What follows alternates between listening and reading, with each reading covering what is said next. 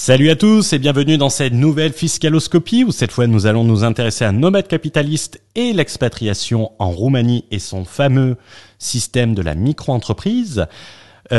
Nomade Capitaliste qui fait office de référence sur le marché de l'optimisation de l'expatriation sur YouTube et de la structuration internationale. Avant de commencer, n'oublie pas de t'abonner à notre chaîne pour pouvoir participer au live et recevoir les notifications, de rejoindre notre canal Telegram où nous sommes près de 2600 membres. Le lien se trouve dans la bio sous cette vidéo. Dans la bio, tu trouveras également du contenu gratuit comme la newsletter de la géodiversification pour comprendre la géodiversification, car les 5 drapeaux, c'était bien à l'époque où tu checkais tes horaires SNCF sur le Minitel en tapant 3615 SNCF. Tu trouveras les 7 secrets d'expatriation et également les meilleures destinations de l'expatriation en 2023 qui sont notre nouveau contenu entièrement gratuit. Pour ceux qui veulent aller plus loin, le Borderless Entrepreneur en V3, c'était déjà la référence en V2, ça l'est encore plus en V3. Ça te permettra de te structurer, d'optimiser ton expatriation fiscale, de gagner en liberté et de pas te terrer dans un pays. Également par rapport à la précédente fiscaloscopie sur Olivier Roland, je voulais apporter une réponse. Ceux qui sont sur le Telegram savent pourquoi j'ai décidé de faire cette vidéo ce matin.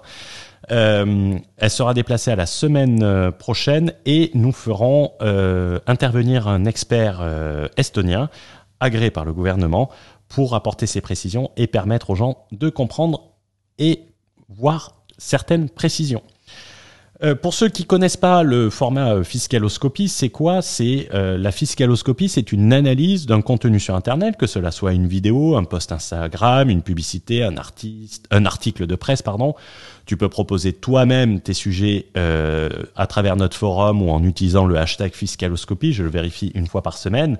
Le contenu, tu pourras également le trouver sur notre forum fiscaloscopie avec les informations complémentaires. Et si tu as des questions complémentaires, n'hésite pas à les poser dans le thread de conversation sur le forum. Donc, c'est ce principe, c'est apporter de la valeur par rapport à ce qui est dit sur Internet. Et dans cette seconde fiscaloscopie, nous allons nous intéresser à Nomade Capitaliste qui a parlé en fin juillet de la Roumanie. On avait partagé la vidéo sur notre canal Telegram, notamment son régime de micro-entreprise. Alors, Nomade Capitaliste, il est souvent considéré comme une référence sur le marché. Personnellement, si vous me demandez mon avis, et pour que ça soit le plus transparent possible, moi je le considère comme un dropshipper de services à grosse marge. D'après les retours communautaires, des retours clients que j'ai eus, qui ont été clients chez lui, il facture 50 000 balles des services que, par exemple, on va facturer 4 000 balles. Prix qui sera uniquement valable pour les membres du Borderless Entrepreneur, c'est du done for you sur les juridictions. Comme quoi ces services ne sont réellement pas en adéquation avec le professionnalisme qu'ils représentent sur YouTube. J'ai eu le cas sur le Telegram, vous pouvez chercher, vous avez une expérience client, vous allez dans le fil de discussion, vous tapez Nomade Capitaliste, vous tomberez sur cette vidéo et sur les commentaires sous cette vidéo, où pour résumer très facilement, la personne, un ancien client dit « je me suis fait ken ». J'en parlerai pas plus et j'avais dit que je n'afficherai pas ces... Il m'avait demandé de ne pas afficher son commentaire publiquement. Donc, si tu veux le retrouver, c'est dans la description. Et qu'il avait eu plus de valeur avec le Borderless Entrepreneur. Un petit moment de pub. À titre personnel, j'ai remarqué que certaines fois, en suivant son contenu, j'étais choqué par soit des approximations et des remarques qui ont été faites par rapport à ce qu'il véhicule d'habitude. Je vais te donner quelques exemples concrets en dehors de l'exemple que nous allons prendre dans cette fiscaloscopie. Il a souvent fait la promotion du passeport portugais, l'un des seuls passeports en Europe qui a une clause de taxation sur la nationalité. Si tu vas dans un pays sans impôt, tu es considéré comme résident portugais, c'est moyen pour quelqu'un qui vend la liberté. Et également, une fois dans ses vidéos, c'était plus une anecdote qu'il racontait, où il avait fait la promotion d'une banque canadienne de mémoire, en les citant sans affiliation, en disant qu'ils avaient des très bons services. Et la banque avait fait une mise en demeure de retirer la mention et de retirer la vidéo de YouTube. Il en avait parlé sur une vidéo récente, je n'arrive pas à la retrouver malheureusement. La question qu'on se pose, c'est pourquoi une banque ferait ça auprès d'une personne qui conseille des entrepreneurs, soi-disant lui, entre 8 et 9 chiffres. On peut réfléchir que tout simplement qu'ils ne veulent pas être associés à son image, ce qui en dit long sur la perception des professionnels à son égard. Mais ici, on va se concentrer sur une vidéo qui a été publiée le 27 juillet 2022 de mémoire sur la Roumanie, où une de ses collaboratrices est mise en avant. Alors, niveau image, quoi qu'on dise, tu la vois, il n'y a rien à dire. Hein. Mettre des nanas sexy, c'est très intéressant, surtout quand la majorité de tes clients sont des mecs. D'ailleurs, dis-moi si tu penses que je devrais mettre des bimbos dans les pages de vente ou faire intervenir une petite bimbo pour parler expatriation dans la juridiction AH1 en petit bikini. Bon, ça ferait pas très crédible. Mais disons que quand on met ça, notre attention, elle n'est pas concentrée sur le fond. Ça laisse songeur. Donc, on va regarder cette vidéo ensemble. On va prendre certains points, elle n'est pas très longue, et on va apporter des petites précisions et surtout des précisions qui ont été également vues dans les commentaires. Donc, regardons ça. You can make up to 1 million euros and pay only 1% tax in Romania, and today I'm going to tell you how. My name is Rasudan. I'm a CFO at Nomad Capitalist, where we help 7- and 8-figure entrepreneurs and investors to legally reduce their taxes, get second citizenships, and go where they're treated best. Today we're going to talk about Romania, which recently came on our radar due to their low tax program. The requirements for the company is to have at least one employee and have the revenue of up to 1 million euros. This employee can be your director or a managing shareholder, and they need to have a gross monthly salary of at least 510 euros. The rest you can pay out in dividends, and this dividends will be taxed at 5%.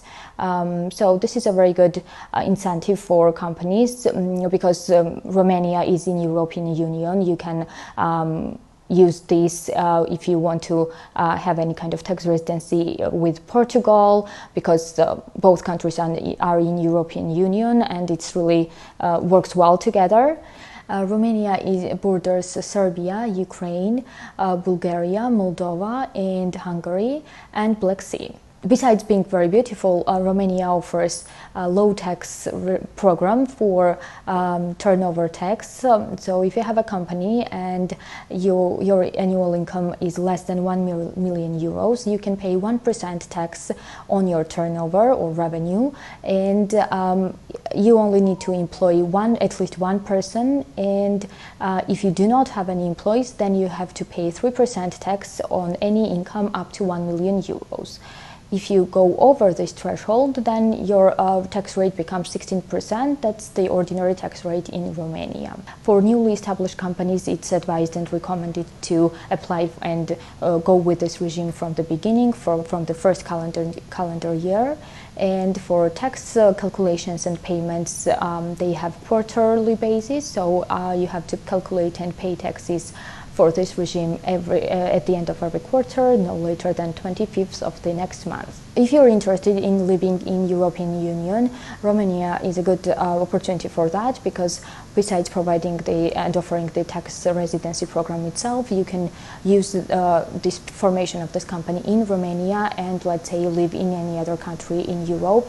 Let's say if you're interested in living in Portugal, it's a very good combination, because as both countries are in the European Union, Portugal, for example, will work well with a person having a business in Romania. If you have a director there and you pay the monthly gross salary of 510 euros, the rest can be distributed to your shareholder through the dividend. Romania has a 5% withholding tax for that. So it's not necessarily very low rate, but I think it's definitely worth moving your business and paying only 1% on your income. This turnover tax is really attractive for businesses with high margins, as Romania also offers tax residency programs through formation of a company. On va essayer de s'en servir pour faire monter, parce que visiblement ça marche bien. Donc on a vu tout au long de la vidéo plusieurs points. 1 million d'euros. Alors la vidéo a été publiée le 26 juillet 2022. Alors c'est très intéressant parce qu'elle parle d'1 million d'euros, elle parle de 5% de dividendes. Elle parle d'un salaire minimum, je m'étais trompé, c'était pas 520, c'est 510 visiblement. Attention de faire la différence entre le salaire d'un directeur pour la substance et le salaire minimum. Tu payes pas une femme de ménage, Donc un directeur va quand même avoir un salaire régulé. On a vu les 5% sur la taxe des dividendes, qui est une retenue à la source, donc une withholding tax. On verra dans les commentaires qu'il y en a qui ont apporté des solutions avec ça. Ils disent que ça va très bien avec le NHR européen, à condition bien évidemment d'avoir suffisamment de substance sur la gestion de la société en Roumanie. Et également, il faut préciser la question du statut NHR qui n'est pas ouvert à tout le monde. Il y a eu des changements législatifs au Portugal et le Portugal aujourd'hui n'attribue pas de manière automatique le NHR. Il faut avoir une activité à forte valeur ajoutée et que c'est devenu beaucoup plus délicat. Et j'ai eu le cas d'une personne en coaching. Je lui dis, à mon avis, toi, tu n'auras pas le NHR. Il me fait, oui, je sais, j'ai essayé de l'avoir, j'ai pas réussi à l'avoir, mais je veux m'installer quand même au Portugal. Le NHR au Portugal, c'est pas automatique, c'est pas comme les antibiotiques. Elle n'a pas parlé de la création d'autres sociétés qui étaient autorisées et qui est aujourd'hui régulée parce que ça, et la déclaration et le paiement de l'IS qui est trimestriel, c'est exact, tout en oubliant quand même un petit avantage, c'est que automatiquement, tu peux distribuer des dividendes de manière trimestrielle, ce qui est un avantage en Roumanie. Et oui, tu n'as pas besoin d'attendre la fin de l'année. En réalité, cette vidéo publiée le 26, et dans les commentaires, on l'a vu. Alors, ça me fait rigoler parce que ça fait AH. C'est Andrew Andersen, je pense. Donc, on a les mêmes initiales. Out that, qu'il est ça. C'est faux. Change, c'est 500K limite, et les dividendes, c'est 8%, 5 et 8%. Le 1%, the same law that introduce 1%, non, ça a toujours été 1% si tu as un employé. Et en 2023, tu seras obligé d'avoir un employé sur place pour avoir 1%. Donc, ce qui est intéressant, c'est que l'information... ce changement de loi, on l'a vu en juin 2022, soit 2 mois, grosso modo, ça a été publié en juin, début juin, que le chiffre d'affaires de la micro-entreprise n'allait plus être 1 million d'euros, mais 500 000 euros, qu'il faudrait au minimum un employé obligatoirement qui serait pour profiter de la micro-entreprise, et que ça sera, ça a été un article publié sur un cabinet d'avocats le 2 juin 2022. Et il nous sort une vidéo le 26 juillet, comment avoir 1% de taxe en Roumanie jusqu'à 1 million de dollars, alors que ce seuil, il est réduit à 500 000 à partir du 1er janvier 2023. Alors, beaucoup d'imprécisions, beaucoup d'imprécisions du marketing, et on peut se poser la question, mais pourquoi sortir cette information quand même les gens dans les commentaires, l'ont remarqué. Outdated, c'est faux, et il n'y a pas eu de correction. On peut se poser cette question, et en réalité, c'est peut-être très intelligent. C'est peut-être très intelligent. Et on va le voir juste après. Le principal avantage qui n'a pas été cité, c'est les dividendes trimestriels. Tu n'as pas besoin d'attendre la clôture puisque tu as 4 comptes de résultats dans l'année en quelque sorte. Et ça te permet de verser des dividendes à la fin de chaque trimestre. Tandis qu'en France, en Estonie, tu es obligé d'attendre la fin de l'année.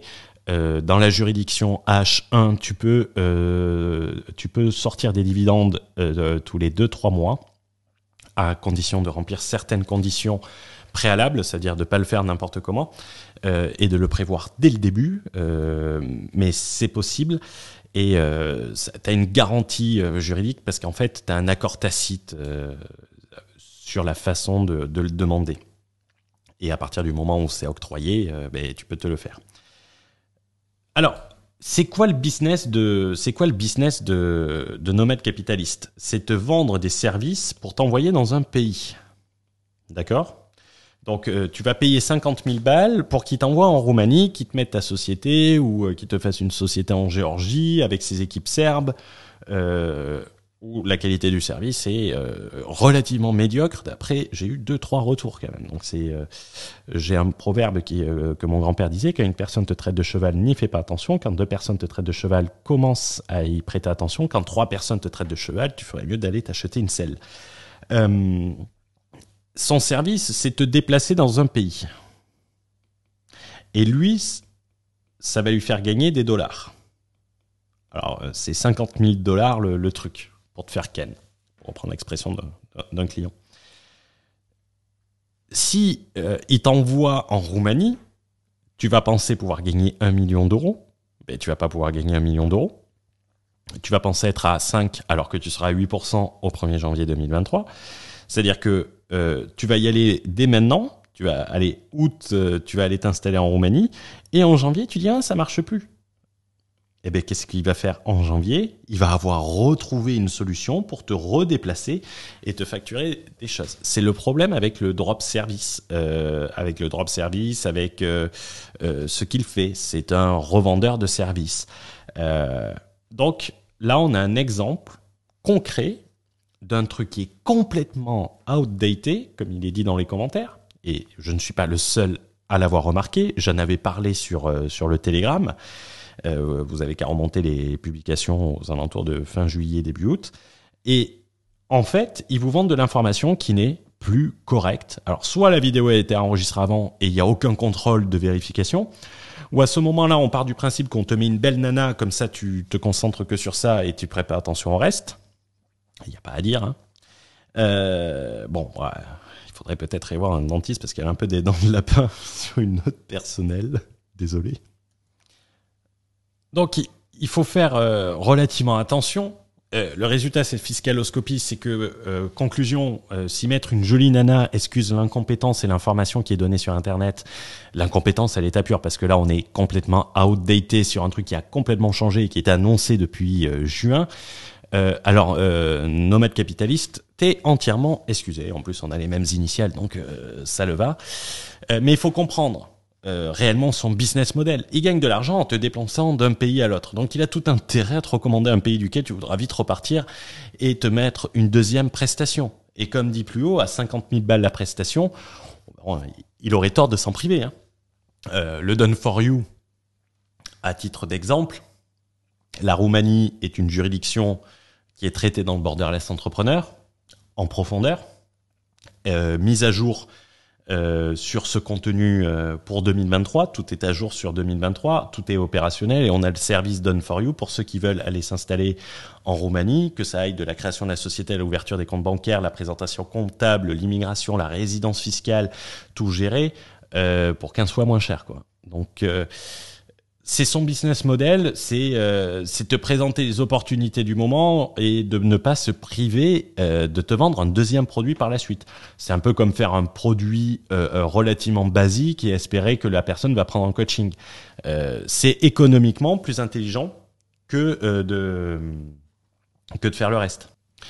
Et donc, le fait de pouvoir proposer des services complémentaires, quand tu fais un produit trop qualitatif, les gens n'ont pas intérêt à prendre un coaching. Donc, c'est peut-être la raison ou que la vidéo était publiée, était enregistrée d'avance. Mais si elle était enregistrée d'avance, tu vérifies un peu avant de la publier. Donc, il y aura toujours cette incompétence quelque part. Soit il est incompétent parce qu'il ne vérifie pas quand est-ce qu'il publie une vidéo et que il publie la vidéo après qu'il y ait eu un changement, ou soit c'est un côté commercial de te dire allez, on va envoyer du monde là-bas et quand la loi va changer, on va leur refacturer un truc pour partir dans un autre pays. Et pareil, des éléments importants comme la distribution de dividendes trimestriels, c'est pas abordé. Le fait pour contourner la withholding tax, tu peux mettre une holding, notamment la holding mobile, qui n'a pas de retenue à la source sur la sortie de dividendes. Faire attention. Il y en avait un dans les commentaires qui recommandait de prendre l'Estonie de mémoire. Alors sur le fond, il avait raison. I don't understand why an expert. Ah merde. Je fais souvent cette faute. Why an expert don't mention that you can avoid the withholding tax, create first a holding in Estonia, then the Romanian company, then it's zero, and in Portugal, dividends are tax-free. Oui et non, Mathieu, pardon. D'abord, l'Estonie est le pire pays pour faire une holding puisqu'il n'y a pas de régime holding en Estonie. Première connerie. Deuxième connerie, il y a quand même la notion du ATAD, Anti-Tax Avoidance Directive, qui va empêcher l'application du régime holding, c'est-à-dire taxation à 8% au Portugal sur la retenue à la source, taxation à 20% dans le pays de réception du dividende. Donc oui, Jean-Michel, je veux faire l'expert, peut-être que c'est pour ça qu'il n'a pas mis, mais effectivement, c'est une solution. Quand on parle de holding mobile, la holding mobile, c'est un processus très particulier en raison de la formulation de la loi sur la Anti-Tax Avoidance Directive. C'est le mot qui change tout. Mais si tu crées une holding mobile comme ça, tu vas avoir de drôles de surprises. Donc voilà, particulièrement déçu par de telles approximations, je vais pas mâcher mes mots, surtout lorsqu'on facture 50 000 balles d'honoraires pour te foutre dans un pays. C'est comme quand tu achètes une Rolls-Royce neuve, tu montes dans ta voiture, t'espères pas que la voiture est Queen. T'achètes une Lada produite produite en Russie après les sanctions où il y a plus d'ABS, plus d'airbag, plus de suspension et tout ça. Je comprends que ça queen un peu et que ça soit inconfortable, mais à 50 000 balles, t'as pas le droit de faire ce genre d'approximation, sauf si, bien évidemment, t'as pas vérifié quand est-ce qu'était publié le contenu. À ce moment-là, c'est de l'incompétence par négligence.